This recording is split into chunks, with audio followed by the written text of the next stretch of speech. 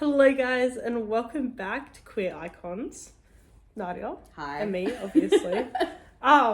This week we are going to be talking about our king, who we keep bringing up in every other episode, Troye Sivan. Mr. Troye Sivan. I love him. Troye. Because Troye, I got into Troye when he was still this little Australian twink from Perth creating Bangers. YouTube videos. Yeah, well, that first. Yeah. I was obsessed with his YouTube I was videos. as well. And then he was like, I'm gay, everybody. And I was like, yes! But also, We done it. Bless. we got each other. But yeah, when he released that first album, Happy Little Pill. Oh my god. Happy Little Pill stays rent-free in my head. Yeah. 24/7. I also think that, because, Troye was obviously known on YouTube for not only, his content and his collabs and stuff, Yeah. but much earlier before that, he was known to, do covers on the internet. I think he was, 10 when he posted his first cover or something on YouTube. Yeah, Something he was crazy young. like that. I, still have the, picture of the video in my head of, the bad, all the bad, tween haircuts that we had back in the day. Yeah. And him just, I can picture it as well. And, yeah. To think that he's now doing sold out world tours with Charlie XCX is literally insane. By the way, the outfits he's wearing for that tour look amazing. Incredible. Him and Charlie keep popping up on my View page, and I'm like, I want every single outfit they're both wearing. I also love how intrinsically tied together both now Troy's fan base and Charlie's fan base are. Not that they haven't, but I think it's become even more apparent since they've collaborated on Charlie's new song Talk, and as well as they have an entire North American tour together, which is the Sweat Tour. So. And we've already talked about how Charlie XCX already has such a large queer fan base. And then Troye, her collaborations with Troye really have just blended them and melded them together, their audiences. Definitely. Just so cool. It's nice to see just a really big revival of club music as well. Yeah. Which I know we touched on when we were talking about Charlie, but I also think Troy's leaning into that. Yeah, definitely. His newest album, Something to Give Each Other, is, in my opinion, a 10 out of 10 album. There is not a single song on there I would skip. It is so beautifully well done. It's so beautifully constructed. And also, it is so intrinsically queer. Every single one of his albums are so intrinsically queer. I was about to say, Bloom, especially that song, because I was going to say he does so well of taking queer love and transforming that into a song that everyone can relate to and appreciate. Because I don't remember a lot of straight people really enjoying Bloom and really getting the message, but then when everyone was like, it's about gay sex, they were like, oh, yeah, my pearls. And I was like, oh, if you listen.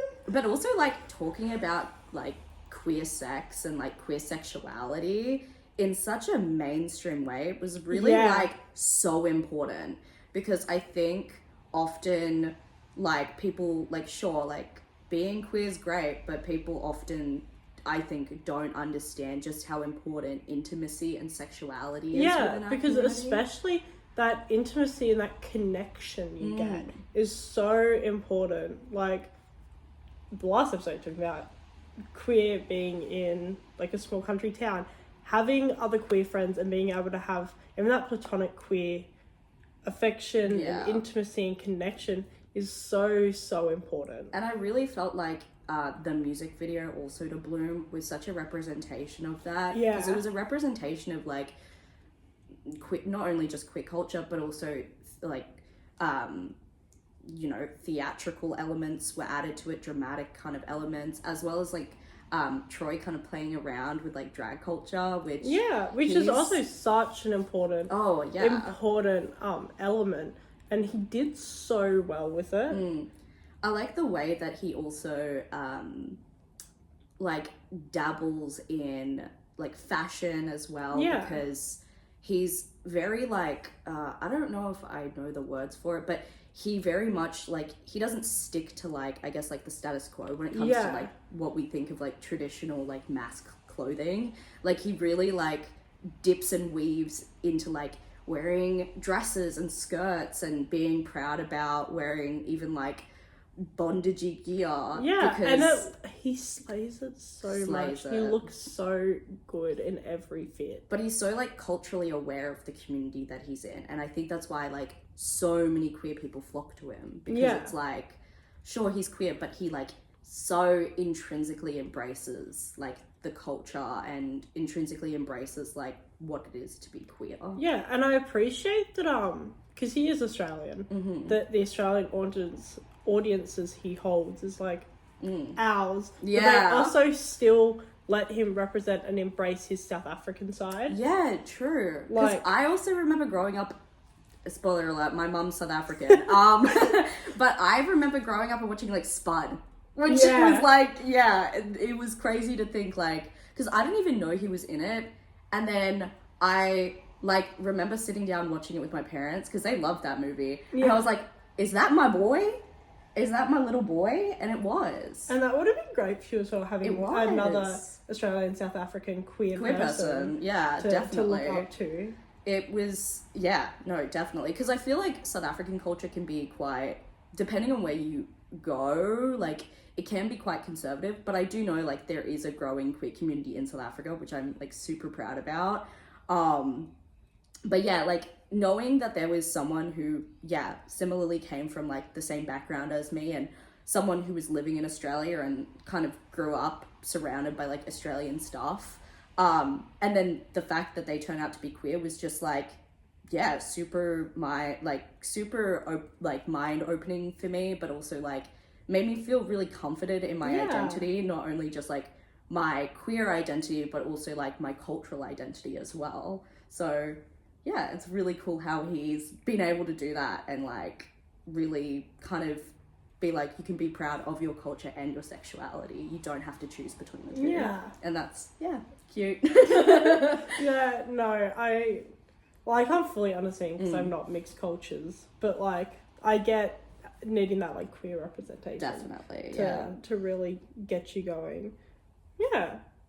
We love him. Keep doing what you're doing, Troye. We love you. We do love Troye.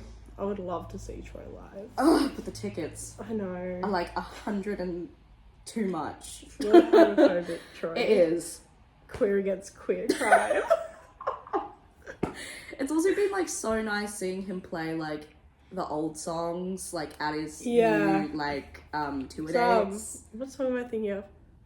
Youth. Oh! Youth is and always will be one of my favourites. Like, so I was good. saying Happy Little Pill before, but I had the chorus to Youth in my head being like, my youth is yours, if none other waterfalls. Anyway, that song, something about that song and, like, young queer love is represented so wonderfully through that song. And he does so well in each of his, because obviously not every single song's going to be about queer identity. Of course. He has his own identity outside of being queer. However, he has some absolute bangers when it comes to representing queer identity through different phases of life and different kinds of queer identity relationships. It's really cool. I even feel like Blue Neighborhood, that whole album, was just, like, I don't know if it was was it his first album? I think it was his first album. I believe like, Blue Neighborhood was his first feature album, but I just, like, because, like, obviously it's kind of about, like, you know, growing up in suburbia and kind of, and so, like, I don't know if you could, but I'm sure you could, like, relate to that idea of, like, you know, feeling enclosed in, and I think we touched on this beforehand in the Charlie XCX episode, you know, being in an environment which doesn't really nurture your queer identity, and still his album has, like, these little, like, glimpses of, like, you should be able to celebrate that, though, immaterial of where you are. And I think that coming out at, like, 12 was, like, so important. Yeah. Because, like, even now, Happy Little Pill and Youth, every single one of my playlists. They're in my summer playlist, they're in my, like, songs that I play every day. It's, that Troye Sivan's really important to me. Yeah. Which is why we kept bringing him up in past episodes, unsurprisingly. Is there anything else you have to say on Troye Sivan? I don't think so, but I love him. Yeah, that's it. Our ending love him. note is that we love Troye Sivan, everybody. So that's probably all we have to say today. Yeah. Tune in to the next video where we're going to be talking about another one of our kings, Elton John. Woo! We'll see you next week. Bye.